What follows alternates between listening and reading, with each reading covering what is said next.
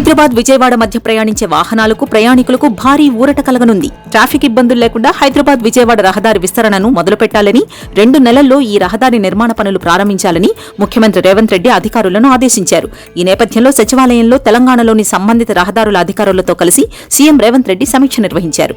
వెంటనే పనులు చేపట్టాలని రాష్ట్ర రహదారులు, భవనాల శాఖ మంత్రి కోమటిరెడ్డి వెంకటరెడ్డి ఎన్హెచ్ఏఐకి విజ్ఞప్తి చేశారు. హైదరాబాద్లో వరుస హత్యలపై, శాంతి భద్రతలపై BRS party working president KTR X వేదికగా ట్వీట్ చేశారు. ప్రముఖ పత్రికలు కూడా ఈ నగరానికి ఏమైంది అని మొదటి పేజీలో వార్తలు రాస్తున్నాయంటే నగరంలో శాంతి భద్రతలు పూర్తిగా అదుపు తప్పాయని అర్థమని వ్యాఖ్యానించారు. పరిపాలన అనుభవం లేని నాయకత్వం ఎలా ఉంటుందో హైదరాబాద్ నుంచి తెలంగాణ పల్లెటూరు వరకు అంతటా కనిపిస్తోందని అన్నారు. విశ్వనగరంగా ఎదుగుతున్న వేళ ఎందుకింత కళ కోల్పోతోందని ప్రభుత్వాన్ని నిలదీశారు కేటీఆర్. కేంద్ర మంత్రి బండి సంజయ్ ఈ రోజు తిరుమల శ్రీవారిని దర్శించుకున్న అనంతరం మీడియాతో మాట్లాడుతూ శ్రీవారి ఆస్తులకు పంగనామాలు పెట్టిన నయవంచకులు పోయారని, ఇప్పుడు స్వామివారికి నిత్యం సేవ చేసే రాజ్యం వచ్చిందని చెప్పారు.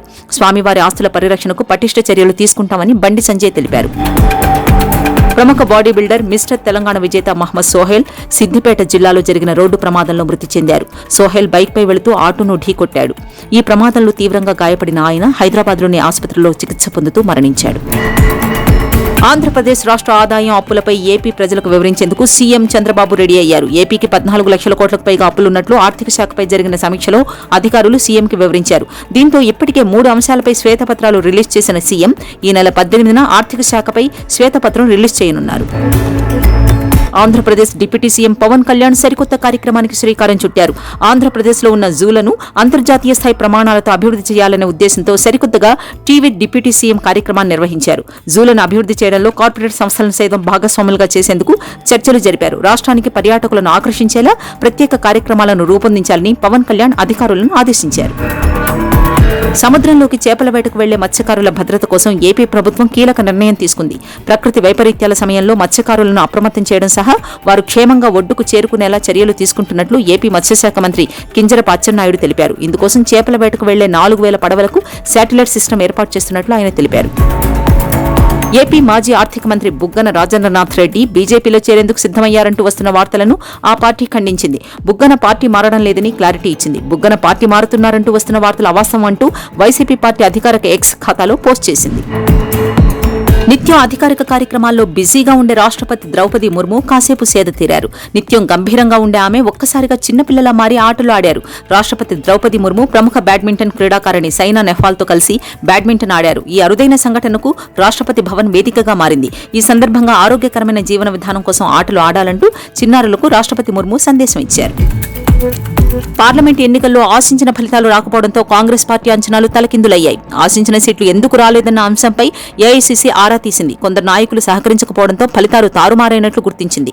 ఈ క్రమంలో రాష్ట్రాల వారీగా ఫలితాలను సమీక్షించిన ఏఐసీసీ ఆయా రాష్ట్రాల్లో సీట్లు తగ్గేందుకు గల కారణాలను అన్వేషించేందుకు నిజ నిర్ధారణ కమిటీలను వేసింది. మధ్యప్రదేశ్, ఛత్తీస్గఢ్, ఒడిషా, ఢిల్లీ, ఉత్తరాఖండ్, హిమాచల్ ప్రదేశ్, కర్ణాటక, తెలంగాణకి నిజ నిర్ధారణ కమిటీలను అధిష్టానం పంపింది. గత కొంతకాలంగా నీట్ పరీక్షల్లో అవకతవకలపై దేశవ్యాప్తంగా దుమారం రేగిన విషయం తెలిసిందే. ఇప్పటికే ఈ వ్యవహారం సుప్రీంకోర్టు వరకు చేరింది. ఈ నేపథ్యంలో నీట్ పరీక్షలో మాల్ ప్రాక్టీస్ జరిగిందనడానికి గానీ, కొన్ని కేంద్రాల్లో విద్యార్థులు లబ్ధి పొందేలా అక్రమాలు జరిగాయనడానికి గానీ ఆధారాలు లేవని కేంద్ర ప్రభుత్వం స్పష్టం చేస్తూ సుప్రీంకోర్టులో అఫిడవిట్ దాఖలు చేసింది. మద్రాస్ ఐఐటీ నిర్వహించిన ఈ పరీక్షల ఫలితాల డేటా విశ్లేషణలో మార్కుల పంపిణీలో అసాధారణ అంశాలేవీ కనిపించలేదని తెలిపింది. ఉత్తరాఖండ్ రాష్ట్రంలో భారీ వర్షాలు కురుస్తాయని వాతావరణ శాఖ యెల్లో అలర్ట్ ప్రకటించింది. ఈ ప్రతికూల వాతావరణం కారణంగా చార్ధామ్ యాత్రను కొంతకాలం పాటు వాయిదా వేయాలని వాతావరణ శాఖ భక్తులకు విజ్ఞప్తి చేసింది. ఎలాంటి ప్రమాదాలు జరగకుండా అధికారులు జాగ్రత్తలు తీసుకుంటున్నారు. అమెరికా అధ్యక్ష ఎన్నికల్లో డెమోక్రాటిక్ పార్టీ అభ్యర్థి జో బైడెన్ కు స్వపక్షం నుంచి రోజురోజుకి వ్యతిరేకత ఎక్కువవుతోంది. పార్టీతో సుదీర్ఘకాలంగా అనుబంధం ఉన్న ప్రముఖ హాలీవుడ్ నటుడు, దర్శకుడు జార్జ్ క్లూనీ సైతం తాజాగా బైడెన్ పోటీపై పెదవి విరిచారు. ఆయనతో ఎన్నికలకు వెళితే గెలవడం కష్టమని అభిప్రాయపడ్డారు.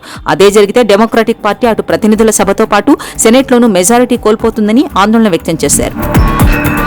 జూన్ 5న అంతరిక్ష కేంద్రానికి వెళ్లిన విలియమ్స్ స్టార్ లైనర్ వ్యోమనౌకలో సాంకేతిక లోపం కారణంగా డేంజర్ జోన్లో చిక్కుకున్నారు. సునీత విలియమ్స్ రాక మరింత ఆలస్యం కానుండడంతో ఆరోగ్యంపై అనుమానాలు తలెత్తుతున్నాయి. దీనిపై విలియమ్స్ స్పందించారు. తాము సురక్షితంగానే ఉన్నామని, తమ ఆరోగ్యానికి ఎలాంటి ఢోకా లేదన్నారు. ఆలస్యంపై వివరాలు వెల్లడించారు. స్పేస్ నుంచి తిరిగి వస్తామని ధీమా వ్యక్తం చేశారు. తాజాగా నాసా విడుదల చేసిన రిపోర్ట్ ప్రకారం సునీత విలియమ్స్ రాకకు 48 నుండి 90 రోజుల సమయం పట్టే అవకాశం ఉందని నాసా తెలిపింది.